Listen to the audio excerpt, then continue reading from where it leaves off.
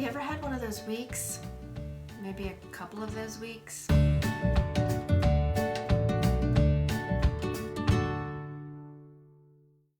Hi, my name is Rachel. Welcome to my channel, Learning with Boys. I have 4 boys ages 10 to 20. Been homeschooling for 15 years, and yes, 2 of them have graduated. So I have a 10th grader and a 5th grader.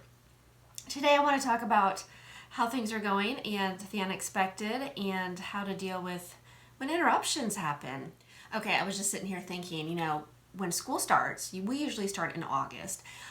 There's not a lot going on yet. Things have not started up. September comes around, going pretty good, and I feel like I just did my 6-week review a week or 2 ago, and since then I feel like things are really starting to pick up. For us, it's not even that busy. We are not involved in sports, but we have activities. I do have 2 adult sons that still live at home. One works a lot of hours. He's really not home that much. And the other one is in school locally, and he is doing great. But, he has some things like he hasn't trying to start a new job, things like that. And they have questions still. And I'm glad that Daddy and I are here and they can call on us if they have questions. We want them to feel free to do that. But we are trying to still do school, right? I do stay on a schedule. I am not okay, at this time we get up, we have to be done at this time. I'm not a strict scheduler. I do have in my mind what we're going to do first, second, and third. We start at different times. We can start anywhere from 8:30 even to 10:30. And if we have huge interruptions, I'll be like, I've got to deal with this. We're just going to start school after lunch. Yeah, we do that. But you know what? That is okay. As we still are living our life, and as homeschool moms, we have a lot of other responsibilities. And just keep in mind, you're teaching the younger ones about how to handle situations, how to handle interruptions. How is your response to that? And I've had to learn a lot along that line throughout the years that, okay, it's just an interruption. It'll be okay. I'm going to have to do this. Okay, kids, we're going to start school. Probably going to have to wait until after lunch. And sometimes it might end up working out where it could be earlier, and that is great when that happens. But on the other hand, if it's mentally busy, and I will explain, maybe you have something that you really need to deal with the insurance today, and it needs to be first thing in the morning, and you're going to be on the phone for a while. Maybe it's something that happened in the family and you're dealing with a situation. Maybe it's with the bank or some other company that you're just trying to make sure things are okay. Whatever it may be, you're just not sure how long it's going to take. Maybe you have to find some paperwork that you have filed away. Maybe somebody's waiting on that. A lot of things like that. And really that ended up being a week like that for us this week. I thought, this will be a smooth week. We don't really have anything planned, because last week ended up being a little bit different, but not too bad. This week has been a little bit more of a whirlwind. But I remind myself, it's okay. It's okay. Because I've learned that the work will still be there. And let me encourage you, when things like that happen, it's better not to stress about the school, because then it stresses your kids, and then it just makes it so much harder. Let me give you a thought on that. Instead of feeling the pressure of that means we're going to get behind, let me encourage you to have something ready for the kids. If they're younger, especially, maybe you have an audiobook and some papers they could work on that will have to do with their science or their history, whatever. Maybe they're old enough, higher elementary, where they could be a little independent and at least get their math done, and you just have everything laid out. And I've done that before. If I have a doctor's appointment myself, or if I have to take one of my other children, I've had a type 1 diabetic son, and he is my adult son now, but since he was little, we've always had appointments, and really at that time my children came with me. So I would have what I needed for that appointment to either read to them, for them to do some independent work, And a lot of times that appointment would end up being more of a fun time because they would have things for the kids there. So, and I had to let that be okay. So what I'm trying to say is, when instead of stressing out about the school day and what you did not get done and how are you going to catch up, let the kids, you know you're going to have to eat. And maybe you don't know. It could be an unexpected thing, an unexpected phone call, and that can be hard. But maybe whatever the situation is, you're ready to talk to the kids, or you just need them to step aside so you can deal with this. Have an audiobook, have some, like I said, papers for them to work on. If you need to be busy working on something, paperwork or on the phone, or maybe you just need to have a meal for somebody unexpectedly, that can happen. So just having something where they can, and even just going outside, say, guess what? You guys get to go play outside. For me, my boys would be like, yes. And we're going to start school a little bit later. Just remember, no matter what they're doing, whether they're playing outside, whether they're listening to that audiobook, they're still learning. Children still are grasping. They're watching you handle the situation, so they're learning how to handle a life situation and things like that. So I just want to encourage you, instead of feeling like this is going crazy, and I do feel like sometimes it could interrupt a whole week, a month, it could interrupt a whole school year. So I'm not going to go that far into that. And really at that time, it's really just a lot of prayer and day by day. So, and maybe just the bare basics of school. But I really just want to talk about those simple interruptions that come up during the week. And we've had a few of them this week. One of them is a blessing. We actually, and I'll show you probably in the next video or two, we're going to get something that was unexpected, and I'm going to have to move some things around down in our classroom, hoping not to have to get rid of any books, but we're going to have to move out some of these smaller bookshelves. So I will share that with you in the future. So sometimes it can be a good thing, but on the other hand, it's unexpected. I just wanted to share all those thoughts with you, but I also want to share something that has helped, because when you have teenagers or independent learners, it is helpful to have a planner, and I've talked about this in my planning videos. So I'm going to share that with you, and I'm going to turn around and show you a little bit of this because I'm going to show you how much information I put in here and how detailed it is and why. And I mentioned some of that in my planning video, but I just want to make sure that I've made it clear. I have had a question about that. And this week, one of the things, we did a block schedule for my high schooler, and I shared that on Instagram. I do share a lot of different things on Instagram about books and different things that is going on that I may not mention in the video. So if you don't follow me over there, there is a link below. Please join me over there. So with my teenager, he was motivated. You know, there's not a lot going on at the beginning. We're going to get this schoolwork done. But, you know, as a teenager, you're like, how long does the school year last? And we really have not taken a break, and we're probably going to wait towards the end of October because Daddy has a little bit of time off. So that's a little stretch for us. We usually take some time off more towards the beginning of October. But I feel like time is flying by, and I really feel like it's going to be okay. And the weather is beautiful right now here. So getting some extra outside time. But I'm going to turn the camera around and also share this block schedule with you. He was like, I just need to know. He's the type, if it's written down, he will do his best to follow it. He won't get distracted. It will help him focus a little bit more. And what we did is I decided what he likes to do in the morning. I know that much. And what needs to be done. It needs to be it needs to be the hard things. The things that would be hard to catch up on later on.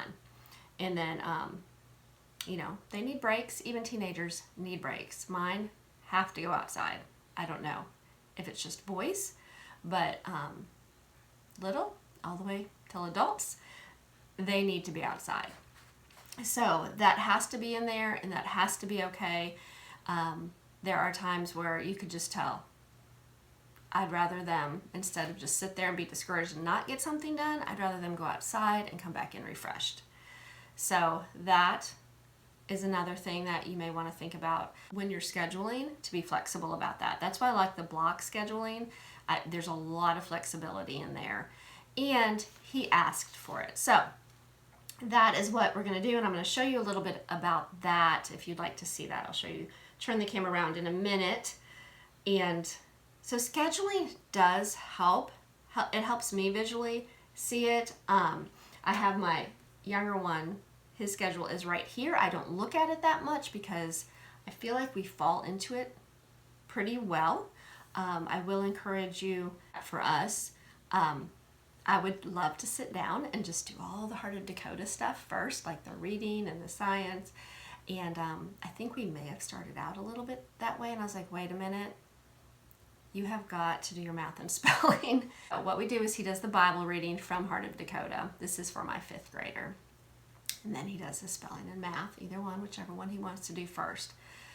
And then we'll do some of the reading and some of the notebook work for Heart of Dakota, which we are using Creation to Christ. That is the curriculum we use if you haven't watched any of my videos. And if you're new here, if you like homeschool content, it would really encourage me if you would hit that like button and subscribe. So I do a lot of videos. I really enjoy it. And if there's anything specific you're looking for, let me know. But so I did want to mention with him, we pretty much did the same thing a while back. Just making the decision, let's get these 2 things done, because later, I don't know if it's mental fatigue, but that is not what he wants to be doing in the afternoon or before lunch. So get that done right away after Bible, and then we can have the freedom to read. Either we do it sometimes in the classroom down here, or we will be on the deck because the weather is beautiful. And sometimes we will do it in the dining room. We end up all over the place for school. So this room is where I store everything, but we homeschool, so it's all happening here in the home. But I wanted to share that thought with you. So I just want to encourage you, and I've heard a couple homeschool moms say this, and it was sort of funny because it was my thought. So you know that when you've been homeschooling for a while, you learn that if you don't get it done today, you'll get it done tomorrow. Now, if you feel like you need to double up, I would suggest that you don't double up on everything. Double up on one subject the next day, double up on another subject. So say you missed maybe just one day. You missed one day of school, which is Monday. I don't even know if you could see this. I just feel like I have to point at something. And you're coming over to this day and you have math. Math to me is very hard to double up on. So I'm just going to forewarn you, you might just have to let that go unless you have one like I do, which is my oldest. He's done with school, but he loves math, and it probably would not have been a big deal.